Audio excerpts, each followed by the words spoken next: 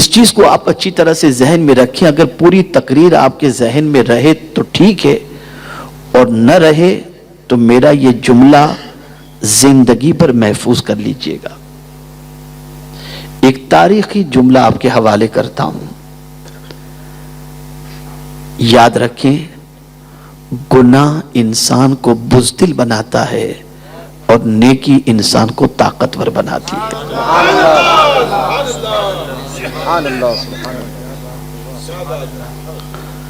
جب تک ہمارا مزاج نیکیوں کا تھا ہم کمزور نہیں تھے، اور جب سے ہمارا مزاج گناہوں کا ہو گیا ہم کمزور ہو گئے. یہ اللہ والوں کے پاس فوج نہیں ہوتی تھی، نیکیاں ہوتی تھی.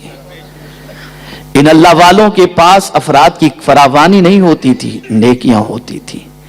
ان اللہ والوں کے پاس نیکی کی قوت ہوتی تھی جس کے بلبوتے پر وہ جہاں بھی چلے جاتے مولا ان کو استقامت کے ساتھ کامیابی اور کامرانی عطا کرتا.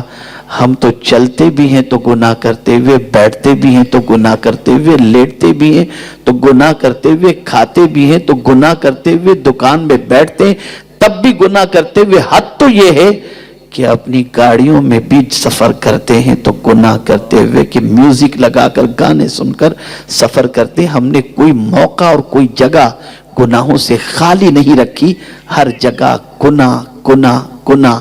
نتیجتاً پروردگار جل جلالہ نے ناراضگی کی وجہ سے ہمیں ایسے ظالموں کو ہم پر مسلط کر دیا جو کسی اعتبار سے ہمارے اوپر اچھی نظر رکھنے کی کوشش نہیں کرتے.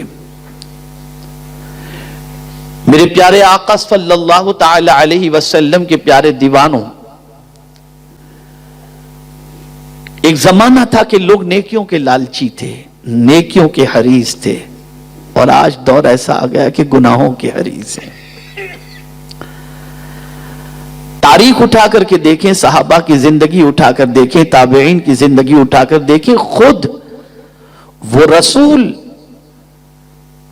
جو کچھ کر لیں جن کی ادا نیکی بن جائے، وہ خود نیکیوں کے معاملے میں اپنے صحابہ سے کتنے آگے نظر آتے ہیں. آپ ذرا سوچیں. آج نیکی کی بات ہو تو صرف ایک مثال کے ذریعے میں آپ کو سمجھاتا ہوں. مسجد ہی کو لے لیجئے، مسجد ہی کو، کہیں دور جانے کی ضرورت نہیں. صف اول کی فضیلت ہے، جلدی مسجد پہنچنے کی فضیلت ہے.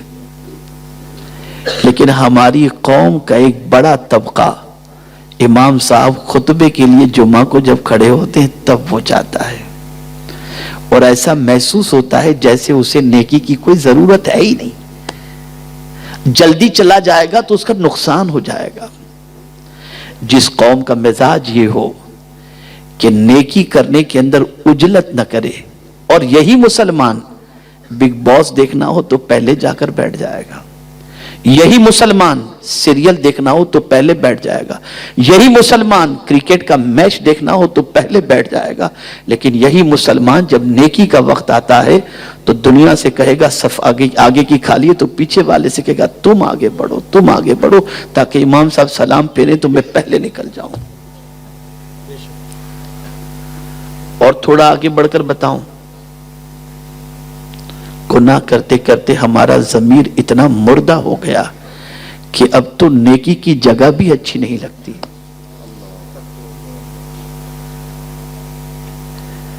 مسجد میں دل نہیں لگتا. مسجد جا کر کے آدمی خود کو بے قرار محسوس کرتا ہے کہ میں جلدی سے نکلوں. کیا روئے زمین پر، ناگپور کی سرزمین پر ایسے سنی صحیح العقیدہ اچھی تعداد میں یا کم تعداد میں مسلمان آپ کو ملیں گے جو جلدی سے مسجد جا کر اللہ کے گھر میں تلاوت کرتے ہوں گے؟ ہو سکتا ہے کچھ دو چار ضعیف حضرات مل جائیں، اور زیادہ تر کیسے ملیں گے؟ بھاگنے والے ملیں گے،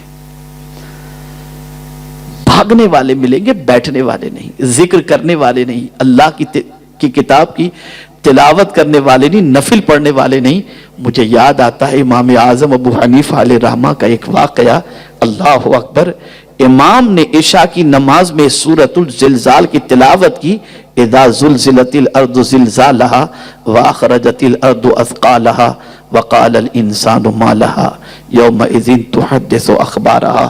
جب یہ سورت کی تلاوت امام اعظم نے عشاء کی نماز میں امام سے سنی، نماز مکمل ہو گئی، خادم سے کہا کہ باہر سے مسجد کو تالا لگا دینا، مجھے آج پوری رات مسجد میں رہنے دو، میں اللہ کی بندگی کروں گا۔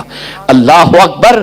امام اعظم پوری رات مسجد کے اندر عبادت میں مصروف رہے۔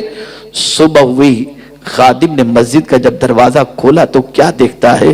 امام اعظم اپنی داڑھی کو ہاتھ میں لیے ہوئے، آنکھوں سے آنسو جاری ہیں، اور یہ کہہ رہے اللہ اگر تو نے نعمان کو بخش دیا تو تیرا بہت بڑا کرم ہوگا۔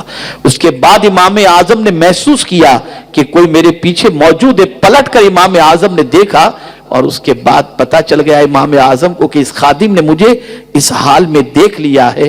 تو امام اعظم نے فرمایا دیکھو جس حال میں مجھے دیکھا ہے، میرے جیتے جی کبھی اس کا تذکرہ مت کرنا، اسے چھپا کے رکھنا۔ اللہ اکبر! اے رسول گرامی وقار صلی اللہ تعالی علیہ وسلم کے دیوانوں، وہ امام اعظم جن کے ہم مقلد ہیں، اور وہ امام اعظم جن کا مزار آج جہاں پر موجود ہے، اس جگہ پر بیٹھ کر امام اعظم نے 6000 قرآن شریف ختم کیے ہیں۔ اتنی نیکیوں کے باوجود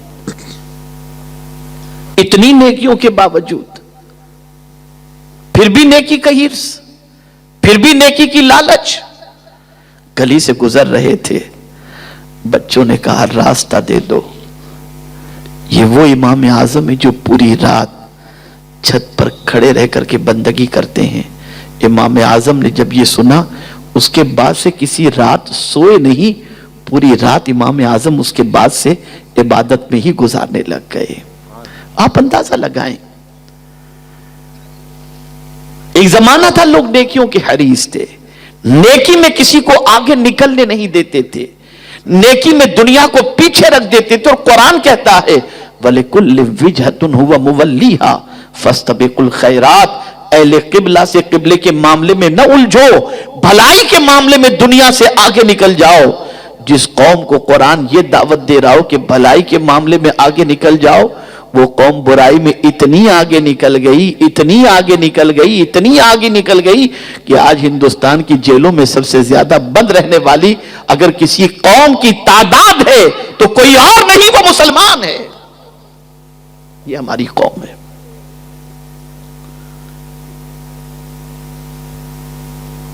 ہمارا حال تو اتنا برا ہو گیا کہ کوئی تلاوت کرے تو آدمی سوچتا ہے کہ یار جلدی سے بند کرے تو اچھا ہو۔ تلاوت اچھی نہیں لگتی، تلاوت میں طبیعت معاذ اللہ گھبراتی ہے۔ جس قوم کا حال یہ ہو جائے کہ اللہ کی کتاب سن کر طبیعت گھبرائے، اس کا دل کتنا سخت ہو گیا ہوگا، گناہ کرتے کرتے اس کا دل کتنا سخت ہو گیا۔ اور تھوڑا سا آگے بڑھ کر عرض کروں، جس قوم کی سوچ اتنی بودی ہو گئی ہو، غور سے سنیے گا، عزت چاہتے ہیں نا آپ، جس قوم کی سوچ اتنی بودی ہو گئی ہو کہ وہ قوم کلمہ پڑھنے کے باوجود یہ کہے کہ ہم اگر حضور کے طریقے پر عمل کریں گے تو معاذ اللہ دنیا ہمیں گھٹیا سمجھے گی، ہم اگر ماڈرن طریقے پر زندگی گزاریں گے تو ہمیں عزت ملے گی، ایسی قوم کو میرا مولا زمین پر عزت نہیں دیتا۔